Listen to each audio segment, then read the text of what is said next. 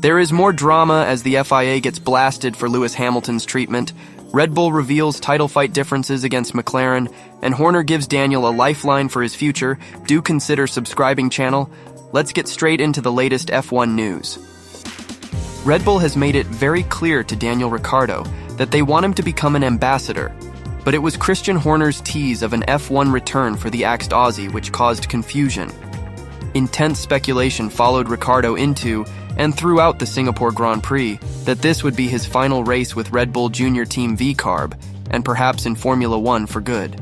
No confirmation arrived during the race weekend, but it came on the following Thursday, with Liam Lawson taking over Ricciardo's seat until the end of F1 2024. Planet F1. Com reported last week that Red Bull had left the door open for Ricciardo to continue his association in another role, and Horner has now confirmed this, as the Milton Keynes-based squad looked to retain the 8-time F1 race winner as an ambassador. However, when appearing on the F1 Nation podcast, Horner had host Tom Clarkson and 1996 world champion Damon Hill debating after he appeared to suggest that Ricciardo could yet make another F1 comeback if Lawson or Max Verstappen's current Red Bull teammate Sergio Perez cannot get the job done. Asked how much Formula One will miss Ricciardo, one of its iconic personalities, Horner replied, "Hugely. I mean, Daniel is just a brilliant character. He's a brilliant human being. He lights up a room when he walks into it, you know. He's got that infectious smile. We never did manage to do a toothpaste deal with him. We tried very hard. But I hope he stays around the sport, and we've made it very clear that we want him to remain in an ambassadorial capacity with the team. And of course, one never really knows. I mean, if Liam doesn't get the job done, if Checo doesn't get the job done, laughs. We know what Daniel's capability is. But I think for him, he knows, at the age that he's at, he's had a great career, so many memories. The most disgusting thing ever was drinking champagne out of his sweaty boot. But you know, he made it his own, and he got some incredible people to drink the champagne from his sweaty shoe." After Horner had made his exit, Clarkson was left pondering whether the Red Bull boss was joking around or actually meant it on the prospect of Ricciardo returning to F1 again down the line. It would be his second comeback from F1 career uncertainty, Red Bull having given him a lifeline by bringing him back in 2023 after his disastrous McLaren spell, before showing him the door just over a year later. I mean, perhaps we should have asked him, but do you think he was being serious when he said if Liam doesn't work out, we know what Daniel's strengths are, strengths and weaknesses? Clarkson asked Hill, to which he replied, "You took that to mean that he'll be back again, do you think? That would be like a new record, wouldn't it? In and out. How many in and outs of F1 can you possibly do in one career?" Clarkson concluded after that Hill exchange that he did not think Horner was being serious on that one, as Hill spoke of the difficulties for a driver to get back up to speed when returning to the F1 scene. "I do think being out of the car for any period of time is hard," said Hill.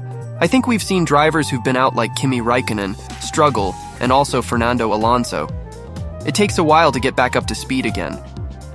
Lawson will be partaking in his first F1 Grand Prix weekend in a year when he takes to the Circuit of the Americas in Austin, having debuted in a 5-race stint last season while Ricciardo was out injured, as he bids to force his way into Red Bull's F1 2025 plans, with a potential opening at either team possible.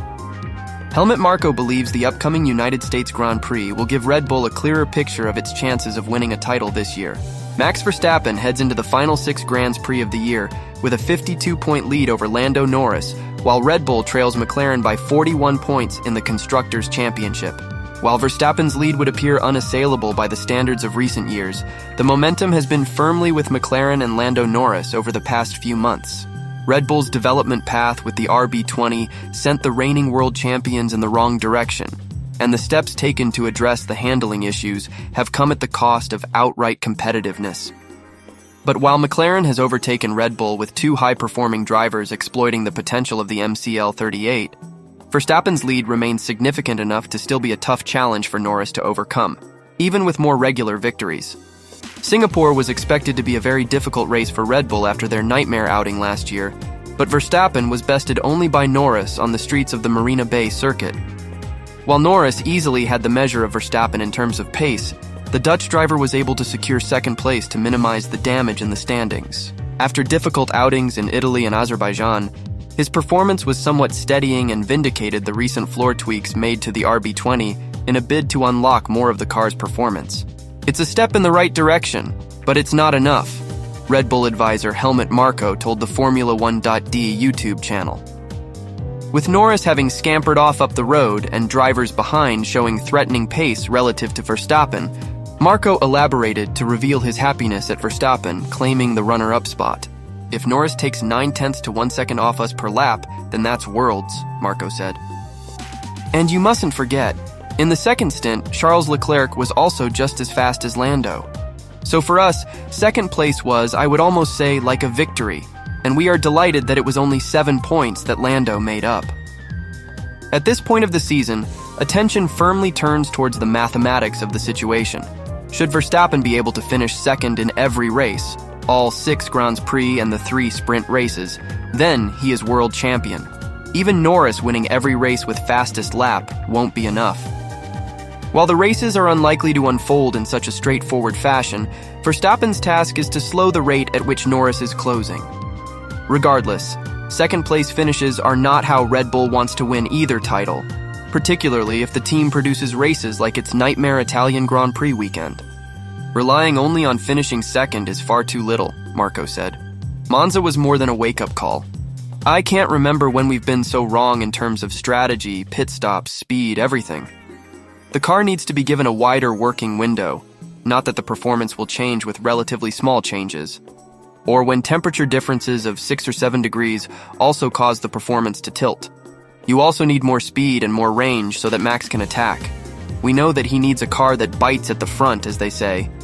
Red Bull responded to the Monza shock by showing up in Baku with a revised floor, which appeared to work as Sergio Perez fought for victory throughout. Verstappen was unable to join the fight after making a setup error ahead of qualifying.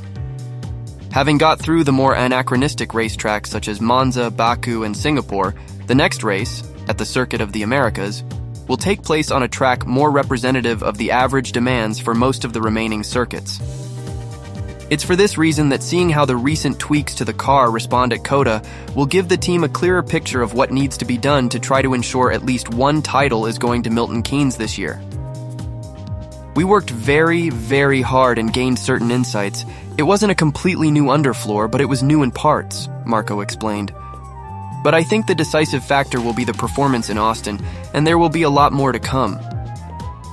Ex-Haas team principal Günther Steiner has raised serious concerns about Formula One's governing body, the FIA, stating that they have stopped taking responsibility for their errors. He specifically pointed out Lewis Hamilton as a prominent example of this issue, suggesting that Hamilton has been unfairly treated in recent events. The FIA has been in the news quite a bit lately. This is largely due to their president, Mohammed Ben Sulayem, calling for stricter measures regarding foul language in Formula One. He expressed a desire to distance the sport from the culture of rap music in an attempt to maintain a certain image. Recently, the first high-profile case of this new rule involved reigning champion Max Verstappen. Following some inappropriate language he used during a press conference before the Singapore Grand Prix, Verstappen was told he would need to complete some work of public interest. Lewis Hamilton did not hold back his opinion on this matter, referring to Verstappen's punishment as a joke. He even encouraged Verstappen to defy the penalty. In the following press conferences in Singapore, Verstappen chose to make his answers notably brief as a form of protest against the FIA's actions. His approach seemed to echo the tactics of World Rally Championship icon Sébastien Ogier, who had experienced similar treatment from the FIA. Ogier stated that they had been instructed from the top levels of the FIA to remain silent. Steiner has expressed little support for the FIA in his new book titled Unfiltered, which is set to be published in October. In this book, he criticized the FIA for what he perceives as a loss of accountability for their actions and a lack of humility, sentiments he believes contribute to a troubling state within the organization. Steiner highlighted a particularly contentious moment in F1 history, the 2021 championship finale in Abu Dhabi. This race saw Verstappen take the title from Hamilton at the very last lap, a moment that stirred significant controversy due to the decisions made by the race director Michael Masi. Michael Masi had taken over from the late Charlie Whiting, who sadly passed away just before the opening race of the 2019 season. Steiner has suggested that if Whiting had been in charge during that decisive race in Abu Dhabi, Hamilton would likely have secured his 8th World Championship title. Steiner stated that regardless of personal loyalties to the teams or drivers involved, the events of that race were a show of biblical proportions from a regulatory standpoint. He asserted that if Whiting had been directing the race, there would have been much less controversy and embarrassment surrounding the situation. "We all know what Charlie would have done. Had he been at the helm, Lewis would now be an 8-time world champion," Steiner remarked. Despite the criticisms leveled against the FIA, President Mohammed bin Sulayem has not taken them lightly. He has responded to the ongoing criticisms by asserting that the governing body is not receiving the credit it deserves for all the work they do. "We will never get the credit. Impossible," he told Motorsport.com. "We'll only get rubbish. That I know." He went on to explain that while many stakeholders in the sport are profiting, the FIA itself has not shared in that financial success. When you look at it, everybody made money out of the FIA. Everyone except the FIA. Everyone gets the credit except the FIA. It's true. When I took over, we had a running operating cost of minus 20 million. Why? Because we have our income as everybody. But look at the promoters. And good on them, and I congratulate them. They are smart enough to do that, he stated, highlighting the financial struggles the FIA has faced compared to others in the sport.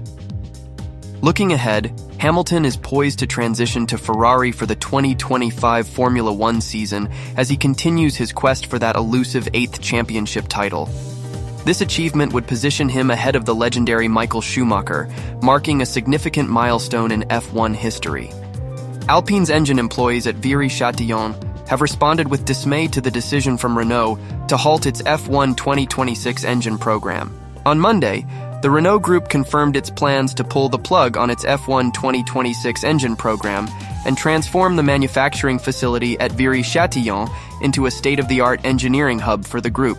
September 30th marked the deadline for the negotiations between the Renault Group and the employees at Viry-Châtillon that have been underway since the reveal by former Alpine F1 team boss that a transformation project had been proposed for the Viry factory. The plan outlined by Famin at the Belgian Grand Prix would be for him to step away from his F1 duties to lead the transformation of the factory. This would involve halting F1 engine manufacturing activities, with the staff being put to work on other areas of technology on behalf of the Renault Group. Following a meeting with Renault Group CEO Luca De Meo on September 20th, the Staff Representative Council, named the Comité Social et Économique, CSE, outlined their alarm at seeing the likely end of the F1 engine program. The staff at the factory released an audio clip of the engine running on a test bench, with a representative explaining to Planet F1, at Monza, that the engine is hitting current performance targets. The Renault Group confirmed its intentions to transform the Viry site via a press release on September 30th, confirming its intention to pull the plug on F1 engine activities by the end of the 2025 season.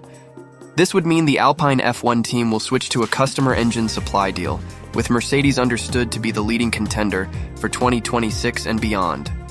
The staff at Viry have responded to the decision made by the Renault Group, saying that the announcement has been met with the unanimous, unfavorable opinion of the Alpine Racing Works Council.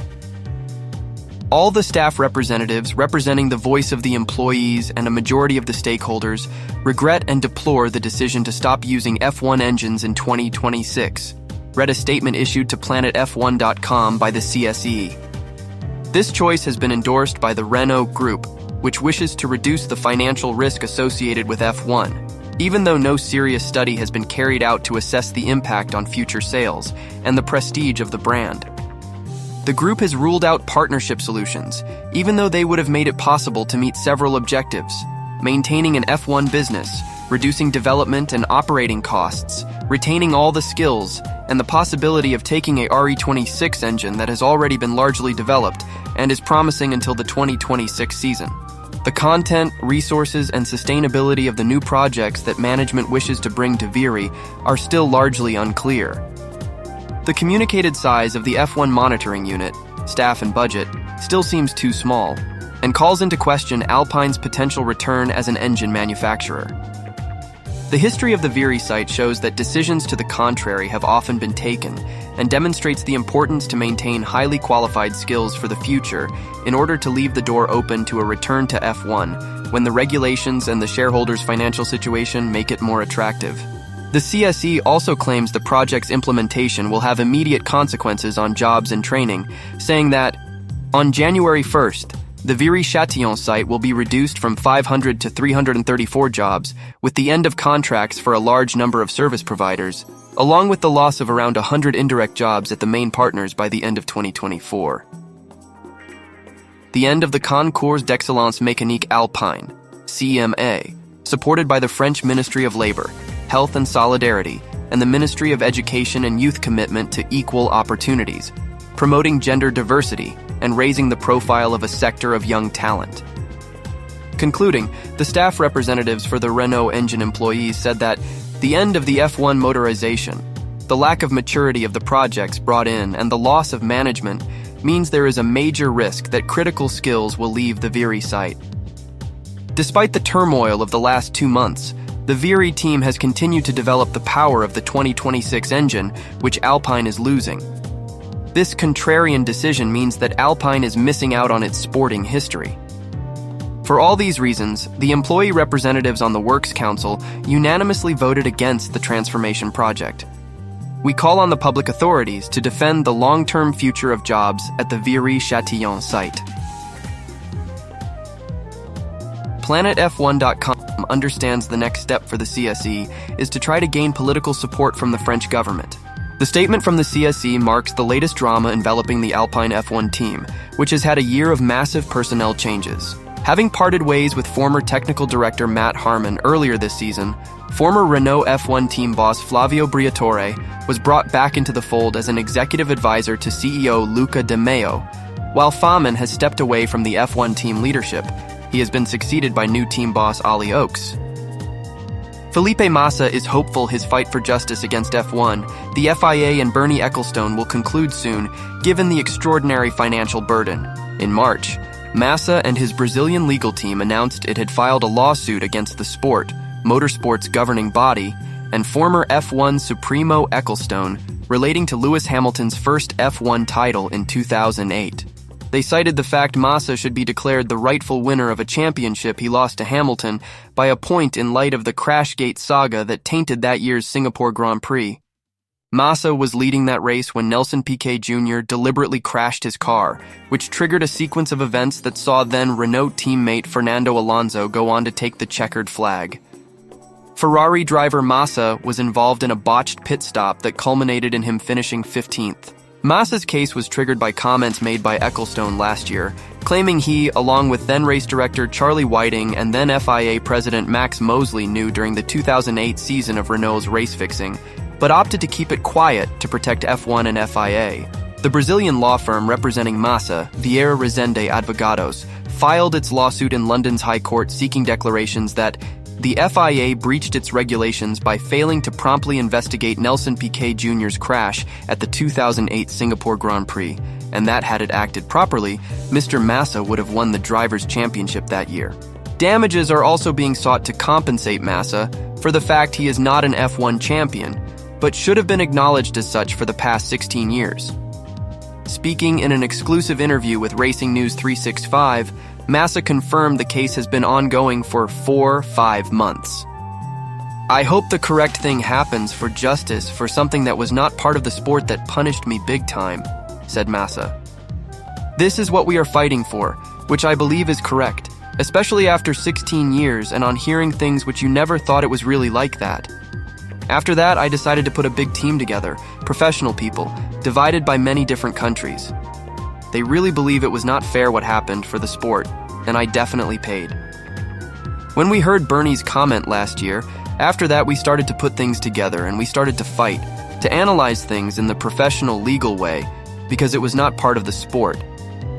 Massa cannot say when the case will end as the wheels of justice turn slowly, but he is naturally hoping for the right outcome. I never thought I was going to be part of such a thing in my life, he said. It's not easy. It's also very expensive, a lot of money, so I really hope things finish soon. But we've been waiting so long now for justice, we have to hope the truth comes out and there will be justice. That's it for today's video. I'll see you in the next one.